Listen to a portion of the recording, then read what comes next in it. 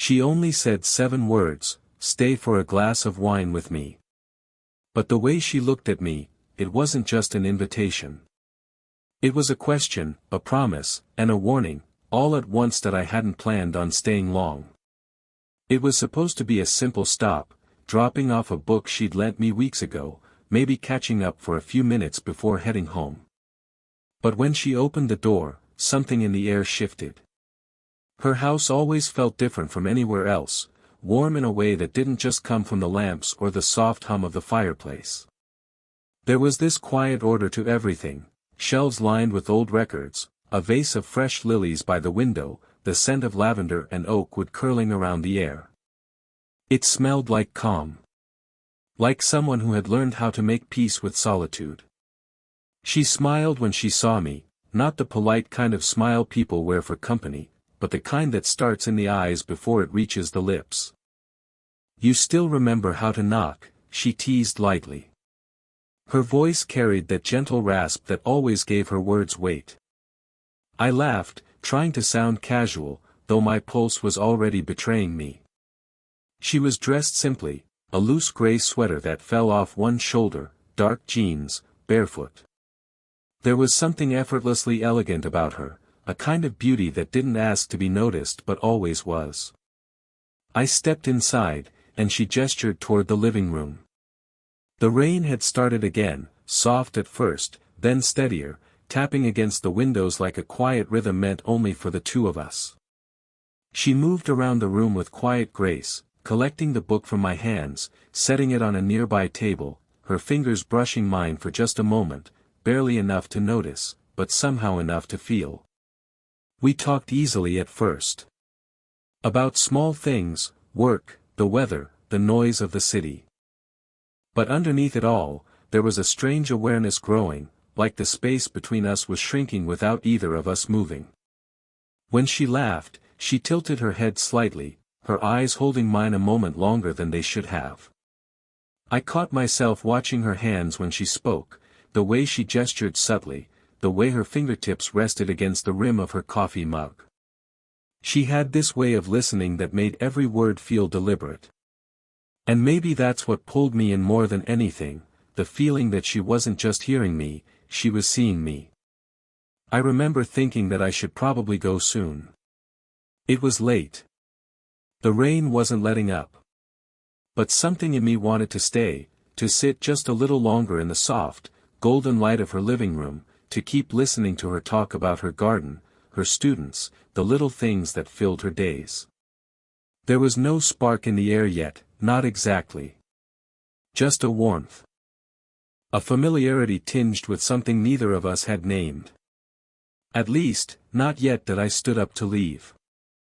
It felt like the right time, the kind of polite ending that keeps things simple. I thanked her for the evening, for the tea, for the easy company. But when I reached for my jacket, she paused near the kitchen counter, hand resting on the neck of a wine bottle.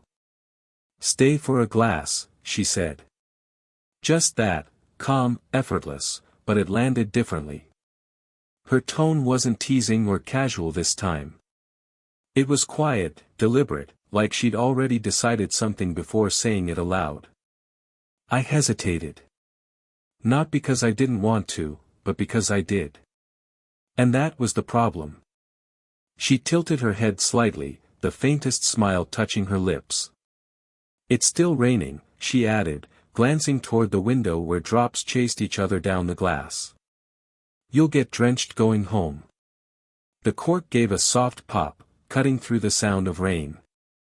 She poured 2 glasses, slow and steady, the red glinting under the warm light. I took the glass when she offered it, careful not to let our fingers touch, though they almost did. We moved back to the living room. The record she'd left playing had drifted into something soft, piano and strings, quiet enough to fill the silence between us without breaking it. She sat down first, tucking one leg beneath her, curling into the corner of the couch like she'd been waiting for this moment all along. I sat at the other end, leaving space between us that somehow felt too wide. "Do you ever miss being younger?" I asked after a while, my voice lower than I expected. She smiled, tracing the rim of her glass with one finger. Sometimes, she said. But not for the reasons people think. I miss feeling like I had time to waste. Now everything feels like a choice that matters. The way she said it made me forget my next sentence. There was something naked in her honesty, not sad, exactly, just real. The kind of truth you don't say unless you trust the person listening. I nodded, taking a sip of wine. It was dry, rich, and unexpectedly strong. You talk like someone who's learned to live carefully, I said. She laughed softly. Carefully, she repeated. Or maybe just, cautiously hopeful.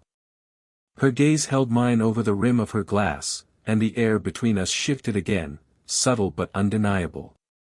That unspoken current. The rain pressed harder against the windows. The room felt smaller, warmer. My pulse picked up, but neither of us moved. She leaned forward slightly, resting her elbow on her knee, chin in her hand. You always look like you're about to say something and then decide not to, she said quietly. Maybe I'm afraid to say the wrong thing.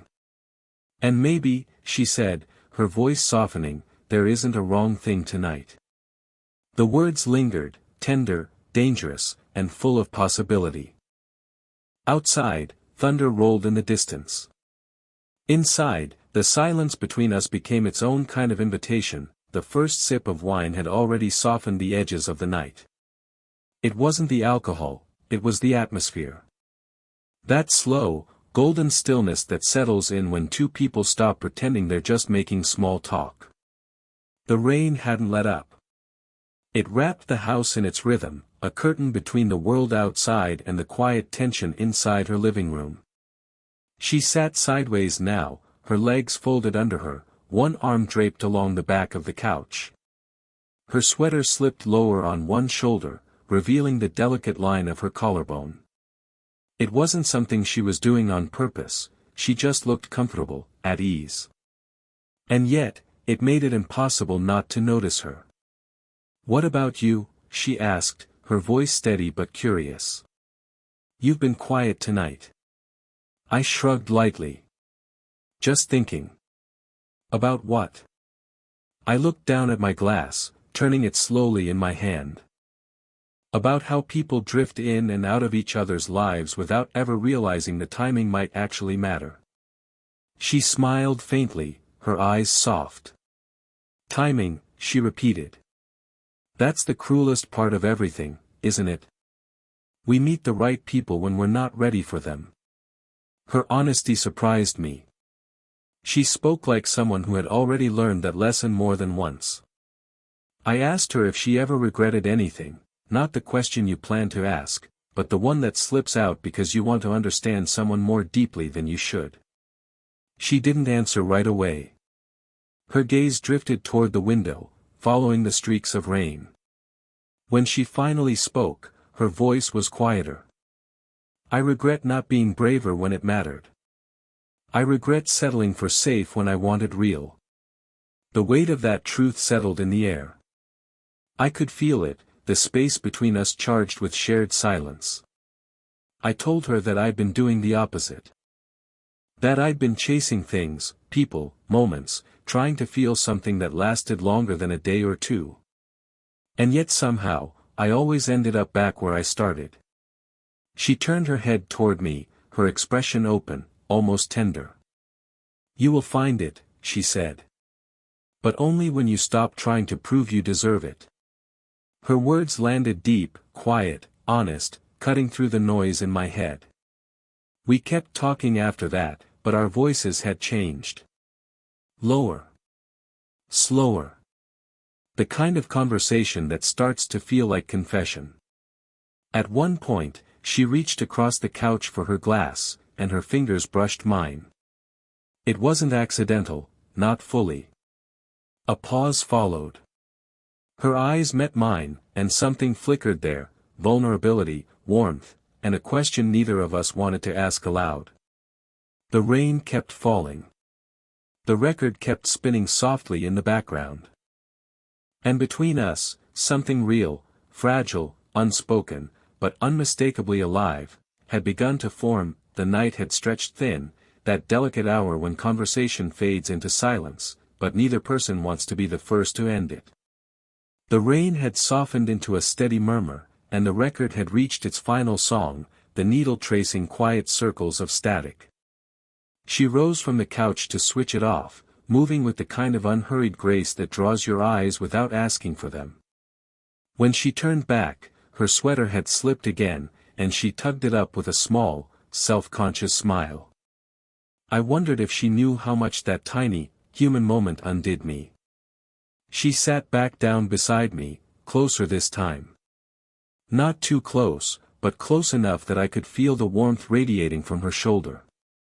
The air between us had changed. It was no longer about conversation. It was about everything we weren't saying. I watched her reach for the empty glasses on the table, her hand brushing against mine as she gathered them. It should have been nothing. A touch. An accident. But her hand lingered, just long enough for it to mean something else. She looked at me then, steady, searching. Her eyes held that same question I'd felt since the start of the night: is this real? I began, my voice breaking the stillness. But I didn't finish the sentence. I didn't even know how it was supposed to end. She tilted her head slightly, the corners of her mouth softening. You don't have to rush off, she said, her tone quiet but sure. The way she said it wasn't an invitation, not exactly. It was a reassurance, a gentle permission to just be there. A faint breeze slipped through the half-open window, carrying the smell of wet earth and rain-soaked leaves. The light flickered, and the shadows shifted around us. She turned toward me again, brushing something invisible from my sleeve. Her fingers trailed over the fabric, slow, deliberate. I felt her touch through the layers like it was skin to skin. For a moment, neither of us moved. My breath caught, hers seemed to match mine. The space between us shrank until I could feel the faint warmth of her exhale against my cheek. There it was, the quiet, trembling moment before something happens. The point where closeness becomes dangerous, and time feels suspended in the air.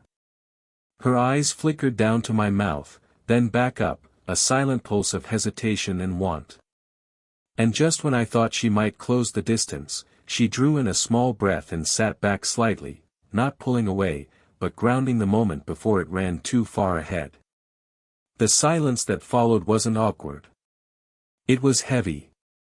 Honest. Full of everything that couldn't yet be spoken. She gave a faint smile, her voice barely above a whisper. You feel it too, don't you? I didn't answer, but I didn't need to. The look in my eyes said it all. Outside, the rain began again. Inside, something between us quietly, irrevocably, began to change. The silence between us had become something alive, breathing, waiting. The kind of silence that carried its own rhythm, its own gravity. Neither of us had moved for a while. The storm outside had softened to a drizzle, and the faint sound of water dripping from the roof filled the spaces our words had left behind. She was still sitting close, her posture relaxed but her eyes alert, almost cautious. I could feel her watching me even when I wasn't looking directly at her. Every time I glanced her way, her gaze didn't waver. It held, steady, searching, and each time, I felt my resolve thin a little more. I took a slow breath, trying to think of something safe to say. Anything to ease the pressure building between us. But when I opened my mouth, the words refused to come. There was nothing left to say that wouldn't change everything. She set her empty glass on the coffee table, the soft clink echoing in the quiet. Then she leaned forward slightly, elbows on her knees, her fingers laced together. Her hair fell forward, catching the light in soft brown strands. When she looked up again, her eyes were different, not guarded anymore. Do you ever wonder, she said quietly, what would happen if we stopped pretending? The question landed like a spark in dry air. I swallowed hard, pulse hammering in my throat. Pretending about what? She smiled faintly, not playful, not teasing, just heartbreakingly calm. That this isn't what it is. For a heartbeat, I couldn't move. I couldn't even breathe. She held my gaze, and for the first time, I saw every emotion she'd been holding back, the affection, the fear, the loneliness, the desire to be understood without being judged. It was all there, unspoken, raw. I wanted to reach for her. My hand even twitched, the instinct impossible to ignore. But then I caught the flicker of uncertainty in her eyes. The same hesitation I felt in my own chest. She noticed it too. She smiled again, smaller this time, a mix of sadness and understanding. You see, she whispered. Even now, we're both afraid of what it might mean. Her words hit something deep, that fragile truth that sometimes wanting something isn't the same as being ready for it. The air between us pulsed with all the things neither of us dared to say. Slowly, she reached out, her fingertips brushing my hand, not holding, not claiming, just touching. It was the smallest connection, but it carried everything. I looked up at her then, and the world seemed to shrink down to that single moment, the glow of the lamp, the faint scent of her perfume, the sound of rain sliding down the window. We leaned closer, breath to breath, heartbeat to heartbeat, until the space between us was a whisper. And then, almost as if by silent agreement, we stopped. Not because we didn't want to, but because both of us knew that once we crossed that line, there'd be no going back. She exhaled softly, her lips trembling into a quiet smile. Maybe, she said, her voice just above a breath, it's not the right night. I nodded slowly, still inches from her, my chest tight with everything I wanted to say but couldn't. The moment didn't break. It settled, like something fragile being carefully set down instead of dropped. Outside, thunder rumbled faintly again. Inside, the only sound was the shared rhythm of two people trying not to fall. The air was still heavy from the moment we didn't finish. That almost kiss hovered between us, like a memory still unfolding in real time. Neither of us spoke at first, it felt sacred somehow, as if words might undo it. She sat back, drawing in a slow breath, her eyes flicking toward the rain-streaked window. The faint light from the street outside caught the edge of her profile, the quiet strength of it, the calm after a storm she didn't want to name. I leaned back too, mirroring her posture without meaning to. It felt like we were both trying to steady ourselves, to come back to something that made sense. After a long moment, she smiled, small, almost shy. You see what happens when we try to play with timing? Her tone was light, but there was something tender behind it. A softness that made my chest ache. Yeah, I said quietly. Timing always wins. She glanced at me then, studying my face with that calm, careful gaze she always had, the one that seemed to see straight through pretense. Her expression wasn't regretful. If anything, it was grateful, like she was relieved we hadn't let the moment collapse into something we couldn't take back. The fire had burned low, glowing amber in the hearth. The shadows moved slowly across her features. She looked peaceful, but her hands betrayed her, fingers brushing lightly against each other, restless. I didn't mean to, she started, then stopped, shaking her head with a quiet laugh. Actually, that's not true. I did mean to. I just didn't know what I was trying to find. Her honesty disarmed me. There was no pretense in her voice, no defense. Just truth. I get it, I said. I think I was trying to find something too. Maybe the same thing. We fell into silence again, the kind that wasn't uncomfortable, but full. I could hear the rain outside, the faint ticking of the clock, the sound of her steady breathing beside me. Then, without thinking, I reached out. My hand found hers on the couch. I didn't hold it, just rested my fingers lightly against hers, enough to feel her warmth. She didn't pull away. Her thumb brushed over the back of my hand once, slow and deliberate, as if to say, "I'm here. I understand." The moment wasn't about longing anymore. It was about recognition, the quiet realization that something real existed between us, even if neither of us could name it or claim it. After a while, she leaned her head back against the couch and closed her eyes. "Maybe," she said softly, "the right moments aren't about what happens, but about knowing when not to ruin what already matters." Her words lingered in the air like the last line of a song. I didn't reply. I just watched her, the rise and fall of her breath, the way her lips curved into the faintest smile. In that silence, something settled inside me, calm, bittersweet, certain. Whatever tonight was supposed to be, it had already changed everything. The rain had finally stopped by dawn.